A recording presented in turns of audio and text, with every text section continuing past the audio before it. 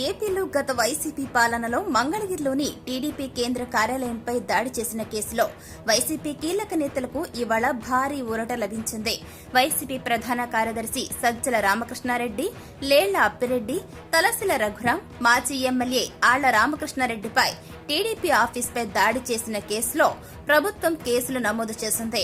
ఈ కేసులో తమను అరెస్టు చేయకుండా ముందస్తు బెయిల్ ఇవ్వాలని కోరుతూ దాఖలు చేసిన పిటిషన్లపై హైకోర్టు కీలక నిర్ణయం తీసుకుంది.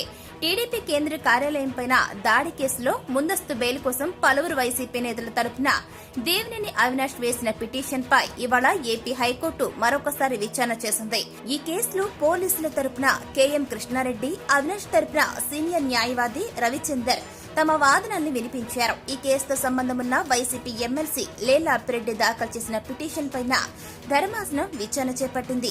ఇరుపక్షాల వాదనలు విన్న హైకోర్టు తలసిల రఘురాం, లేళ్ల అప్పిరెడ్డి, ఆళ్ల రామకృష్ణారెడ్డి, సజ్జల రామకృష్ణారెడ్డి, అలాగే దేవినేని అవినాష్, జోగి రమేష్ కి ముందస్తుగా ఈ నెల 16 వరకు ముందస్తు బెయిల్ మంజూరు చేసింది. 16 వరకు వీరిపై ఎటువంటి దూకుడు చర్యలు తీసుకోవద్దని ప్రభుత్వాన్ని ఆదేశించింది.